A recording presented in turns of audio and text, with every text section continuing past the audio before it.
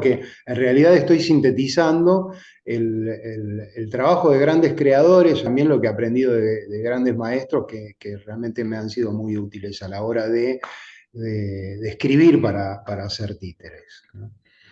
Eh, Voy a usar un PDF que preparé para apología de títeres abandonados, donde me pregunto un poco por el tema de qué es dramaturgia para títeres, qué es escribir para títeres, ¿no? Me preguntaba por el tema de la dramaturgia, ¿no? Cuando uno lee la definición de dramaturgia, dice que es una obra literaria para ser representada, es decir, que encierra una hipótesis dramática. Si uno mira el teatro occidental, si le da una mirada al teatro occidental o la forma de trabajo del teatro imperante durante mucho tiempo, pareciera que el teatro es representar obras que escribieron autores que están ahí para ser puestas en escena. Como si fuera lo más importante el texto que se corporiza en el momento de una puesta en escena. El texto como fundamental para una creación escénica. Si pensamos como algo emblemático de este modelo, podemos hablar de Shakespeare. Sus obras tienen un valor literario tan grande que pueden leerse como literatura, independizado completamente de cómo se las ponía en escena. Pero realmente si uno quiere meterse en el teatro de Shakespeare, tiene que pensar en las hipótesis de representación o de presentación que tenía sus versos, ¿no? Y aquí tenemos una imagen del teatro isabelino al lado, donde vemos cómo Shakespeare escribía para sus actores, que no utilizaban prácticamente escenografía, que trabajaban en una especie de corral de comedias, rodeados de público, a veces de pie, en graderías, en dos niveles. Las obras duraban a veces 4 horas, la gente comía, salía, iba al baño. En medio de todo eso era que transcurría el teatro de Shakespeare. Claro, tiene un valor literario tan fuerte su escritura que ha sobrevivido al tiempo y a lo que era el teatro isabelino de su época y se continúa representando o poniendo en escena de diferentes maneras. Pero pareciera que durante mucho tiempo la forma de hacer teatro era, teatro de actores estamos hablando, tomando textos de autores y poniéndolos en escena, donde el texto era lo más importante. Pero esto por agotamiento o por diferentes razones, entra en crisis en un momento. El teatro de texto entra en crisis, decíamos, a mediados del siglo XIX, más o menos se lo empieza a discutir la preeminencia del texto como lo central en el teatro, sobre todo por la aparición de la figura del director como creador de escena, creador de una puesta en escena. Es decir, los directores teatrales que comienzan a valorar todo lo que está en la escena también como signos, como significantes. Los objetos, el vestuario, la luz, el sonido, todo lo que aparecía en la escena tenía también igual valor que podía tener el texto que decían los actores en sus diálogos o en sus narraciones. Es la aparición de directores como Arthur Gordon Craig, Appia, Meyerhold, Stanislavski a su manera. Entendemos como puesta en escena.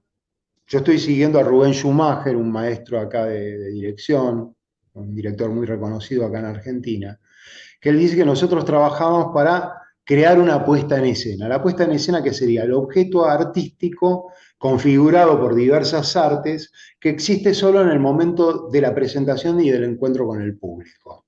¿Por qué configurada con diversas artes? Porque es un objeto artístico complejo donde participa la literatura, las artes visuales, las artes sonoras y la arquitectura, que tiene que ver con el espacio escénico y el escenario, la relación con los espectadores, el público, etc. En la creación de la puesta en escena, hay una forma como tradicional, que fue la que entró en crisis, que se basa en una dramaturgia de autor. es decir, como un corpus de dramaturgia a las que recurre un productor, elige una obra de O'Neill, llama a un director, que convoca actores, que comienzan a ensayar, que después llama a un sonidista, llama a un escenógrafo, un vestuarista, se pone la iluminación y se llega al proceso, a la puesta en escena final, ¿no? Es la forma de trabajo que sigue conservando de alguna manera el teatro comercial. Es decir, es bastante vertical la cosa. Ahora existe una manera de creación de puesta en escena que utiliza el teatro contemporáneo, eh, por lo menos los grupos más interesantes de teatro contemporáneo trabajan de esta manera. Los textos, los actores, los objetos, los materiales, la luz y el sonido, el espacio escénico, todo se lleva a la sala de ensayo y se cocina en un trabajo donde dramaturgo y director a veces coinciden. Es decir, que la obra se termina de escribir en el proceso de ensayos. Esta forma de trabajo es la que tiene el teatro de títeres, cuando uno ve cómo trabajan los creadores titiriteros, los artistas titiriteros más importantes. Acá tenemos un esquema que yo siempre presento porque me parece útil, que el taller de títeres es el espacio de creación de una obra de títeres que tiene como tres patas. Muchos titiriteros comienzan realizando sus títeres, atraídos por esta área que es la de realización, la actividad plástica, donde uno construye los títeres, los objetos, los materiales, se mete ahí en este trabajo plástico que a veces es la primera entrada que tienen muchos aprendices titiriteros, hacer un títere. Pero también en ese espacio, que a veces es la sala de ensayo, el taller de títeres, donde se cocina la obra, tiene muchísima importancia las técnicas de animación, de representación, si se usa títere de guante, títere de mesa, teatro de objetos, títere de boca, si se trabaja con retablo o no retablo, cómo se entrena el titiritero, si el titiritero habla, si hace pantomima solo con música, etcétera. Todo lo que es el área de interpretación, de animación, ¿no? Y hay un área muy importante también que es la dramaturgia, la escritura de las obras, que puede ser una obra original o adaptación. En la creación titiritera, uno siguiendo el recorrido de muchos creadores ve que algunos comienzan desde la adaptación de una obra, de un cuento o una obra escrita, y de ahí realizan los títeres, de ahí empiezan a ensayar. Otros comienzan a construir los títeres y dialogan con la escritura y van descubriendo técnica de interpretación. Otros comienzan con el cuerpo, como Inés Pasic y Hugo, que comienzan explorando, creando personajes, es decir, coincide realización con la interpretación, explorando personajes con la mano, le ponen una nariz de payaso, y ahí se preguntan quién es el personaje, construyen la historia. Es un proceso como circular, circular de ida y vuelta, dialéctico, en interacción permanente, y realmente los resultados más interesantes aparecen de este tipo de trabajo. En la sala de ensayo, la mesa o la caldera donde se cocina esta piedra filosofal alquímica, ¿no? Que podemos decir que es una obra de títeres, ¿no? Que al construirla también nos transformamos. Vamos ahora a volver atrás a ver unos extractos para pensar, yo diría, ¿no? Porque, ¿qué pasa? ¿No? Vemos que el teatro, por lo menos el teatro de actores, el teatro, la tradición teatral, que acá un amigo, Alessandro Ferrara, decía que la tradición teatral no está dada por la repetición de un texto.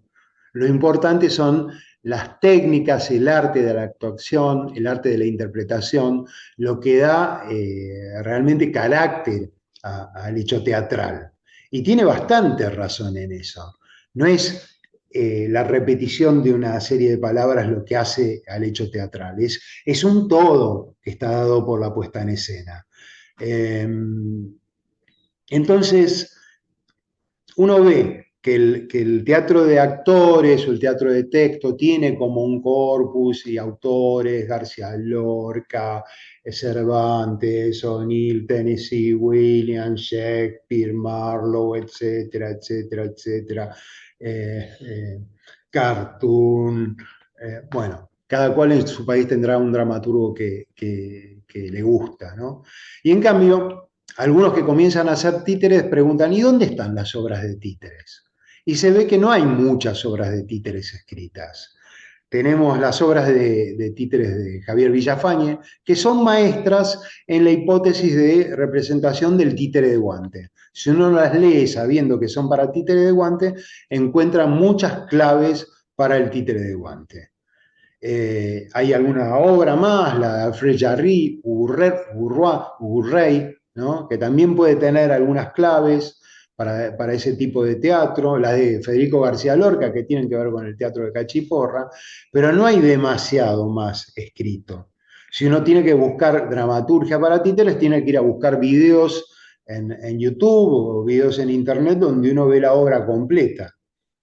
Porque la palabra tiene otro lugar y tiene que ver con la relación de la palabra con los títeres, con los objetos, con los materiales.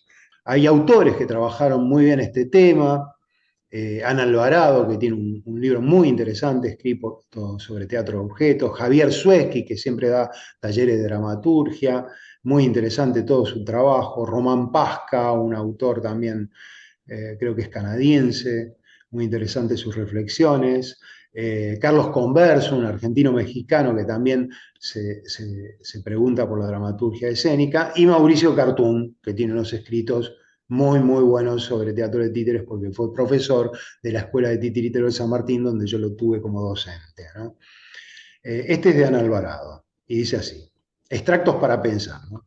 El teatro de títeres ancla su dramaturgia históricamente en la cultura popular, sus leyendas y rumores, o en la adaptación de los clásicos de la literatura.